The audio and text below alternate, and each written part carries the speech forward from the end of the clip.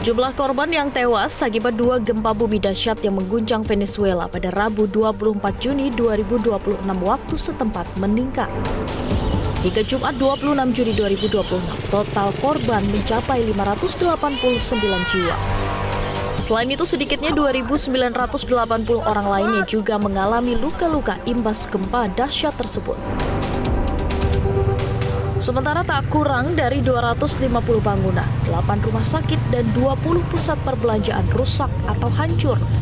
Bahkan beberapa di antaranya harus dikosongkan usai gempa berkekuatan magnitudo 7,2 dan 7,5 mengguncang Venezuela diikuti 30 gempa susulan. Sementara pemerintah Indonesia melalui KBRI Caracas memastikan bahwa seluruh warga negara Indonesia yang berada di Venezuela berjumlah 3 orang dalam kondisi aman dan selamat. Pemimpin sementara Venezuela Delcy Rodriguez telah mengumumkan keadaan darurat usai peristiwa gempa kembar mengguncang Venezuela bahkan mengakibatkan penutupan bandara utama. Gempa kembar atau yang disebut gempa doblet ini tak luput dari perbincangan masyarakat Indonesia.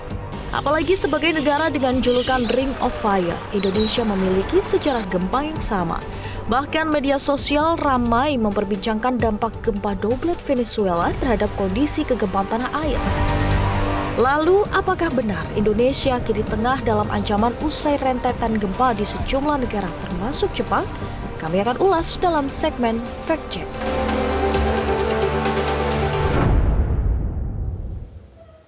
Beberapa hari terakhir, satu visual Ring of Fire Pacific muncul yang di media sosial pemirsa. Seolah-olah gempa di satu ujung jalur itu akan memicu gempa di ujung lain. Seperti domino yang jatuh satu persatu, terutama usai gempa kembar Venezuela di 24 Juni 2026. Faktanya seperti apa?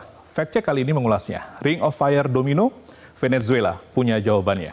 Baik, yang Anda lihat saat ini adalah ini yang pemirsa lihat dalam beberapa hari terakhir yang beredar di media sosial, ya kan? Satu visual Ring of Fire Pacific muncul terus di media sosial tanggal 24 dan tanggal 25, dan dalam 2 hari itu gempa-gempa besar terjadi di Ring of Fire cincin Pasifik dengan highlight kota dan negara seperti Jepang, Filipina, Papua Nugini, California, Venezuela, serta besaran magnitudo, nggak hanya kota tapi juga negara. Dan Venezuela adalah yang paling besar. Dan pertanyaan yang langsung muncul di mana-mana, di grup WhatsApp, di kolom komentar, di medsos adalah satu. Ada kaitannya nggak satu sama lain? Pertanyaan itu masuk akal karena secara visual, Ring of Fire memang terlihat seperti jalur besar yang menyala sekaligus. Seolah-olah kalau ujungnya bergerak, ujung lain juga terguncang. Kita sama-sama cek apakah ada kaitannya. Kita sama-sama cek langsung dari ahlinya, Pak Daryono, dari Ikatan Ahli Kebencanaan Indonesia. Ia menyampaikan 4 hal penting. Pertama, otonomik, seismik lokal. Gempa di Ring of Fire bekerja secara lokal. Setiap segmen patahan punya akumulasi tegangan sendiri dan melepaskannya secara independen. Yang kedua adalah gempa di Jepang tidak otomatis memicu gempa di Venezuela atau di Indonesia. Sistem patahan mereka terpisah ribuan kilometer dan tidak saling terhubung secara fisik. Yang ketiga adalah kebetulan statistik.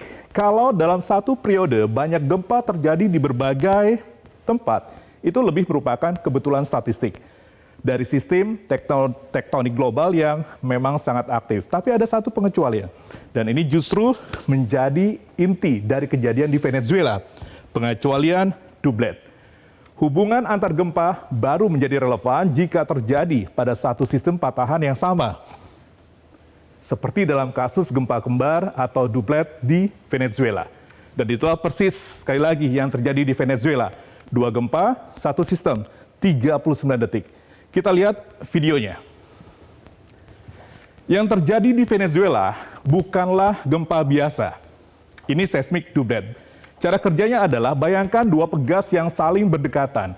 Keduanya sudah tertekan lama. Dalam gempa biasa, satu pegas melepaskan energinya dan setelah itu tekanan di sekitarnya justru mereda. Pegas yang lain bisa istirahat dulu. Tapi dalam kondisi tertentu, ketika pegas kedua juga sudah dalam kondisi kritis, sudah deadline, sudah tenggat masa waktu, ia hampir nggak bisa menahan tekanan lagi. Grafisnya seperti ini. Ya, ini grafisnya. Pelepasan energi pegas pertama justru mentransfer sisa tekanan ke pegas kedua dan memicunya hampir seketika. Keduanya sudah terakumulasi tekanan luar biasa, melepaskan energinya hampir bersamaan. Itulah yang terjadi di Venezuela dan apa akibat dari gempa kembar di 24 Juni itu. Per Sabtu, tanggal 27 Juni, jam 8 pagi, 920 korban meninggal dan lebih dari 3.300 warga luka-luka. Sementara lebih dari 50.000 warga dilaporkan hilang atau dalam proses pencarian. Angka ini bukan kebetulan pemirsa, ada dua faktor teknis yang menjelaskan mengapa dampaknya sebesar ini. Jawabannya ada dua faktor utama. Pertama, kedalaman hanya 10 km. Semakin dangkal gempa, semakin kuat guncangan di permukaan. Kedua, gempa kembar Venezuela ini terjadi di atas sistem sesar yang sudah dikenal berbahaya sejak ratusan tahun lalu. Namanya Bocono Moronel Pilar. Salah satu sistem sesar paling aktif di seluruh Amerika Selatan dan episentrumnya tepat di pesisir utara yang padat penduduk. Lalu apa yang dilakukan Venezuela dalam hitungan jam setelah dua gempa itu? Sekarang kita bicara soal respon. Dalam hitungan jam setelah dua gempa besar itu terjadi, Presiden sementara Venezuela menetapkan state of emergency. Kemudian juga tanggap bencana Venezuela pun bergerak. Sekolah ditutup, aktivitas non-esensial dihentikan, fasilitas kesehatan dikerahkan penuh, operasi SAR aktif, dan dana rekonstruksi 200 juta dolar diumumkan. Yang menjadi keunikan sendiri adalah, yang sama mengejutkannya adalah respon internasional. PBB mengkoordinasikan tim Urban Search and Rescue. Banyak negara juga menawarkan bantuan. Yang Anda lihat saat ini adalah dari negara Spanyol yang menawarkan bantuan ke Venezuela. Pemirsa, bantuan datang, mesin tangkap darurat bencana bergerak, tapi yang perlu kita tanya sekarang bukan soal respon, melainkan soal ingatan. Apakah kita sudah pernah melihat ini sebelumnya? Jawabannya iya, dan salah satunya sangat dekat dengan kita. Gempa kembar bukan fenomena baru pemirsa. Indonesia punya pengalaman langsung di 11 April 2012, gempa Sumatera dengan magnitudo 8,6 dan 8,2 di Samudra Hindia dalam rentang sekitar 2 jam. Tapi membuat Venezuela 2026 berbeda dari semua itu adalah selisih waktu yang hanya 39 detik. Masyarakat di Venezuela saat itu nggak pernah sempat menghitung durasi gempa sebelum gempa berikutnya udah datang.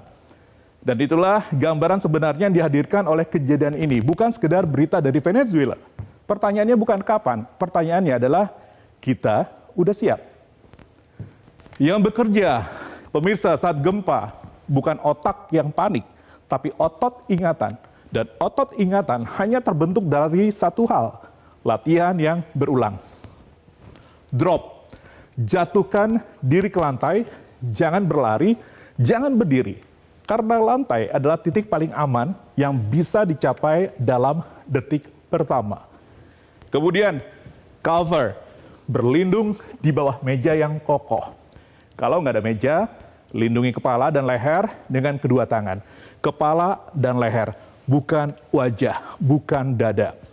Kemudian, hold on, pegang kuat-kuat, dan tunggu sampai guncangan benar-benar berhenti. Bukan karena kita pikir, udah berhenti. Latih, ingat, dan kalau saatnya tiba, lakukan. Pemirsa, semua yang kita bahas hari ini, seismic doublet, gempa dangkal, sistem sesar aktif, status darurat, koalisi bantuan internasional, itu bukan hanya laporan dari Venezuela. Itu lesson learned-nya, pelajarannya. Gempa nggak selalu datang dengan peringatan, bencana nggak selalu datang lebih besar dari yang pernah ada. Kadang ia datang lebih cepat dari yang kita persiapkan. Dan gempa di Venezuela bukan hanya berita luar negeri. Ini cermin. Terima kasih. Dan pemirsa, Metro Siang akan segera kembali dengan informasi. Jelajahi cara baru mendapatkan informasi. Download Metro TV Extend sekarang.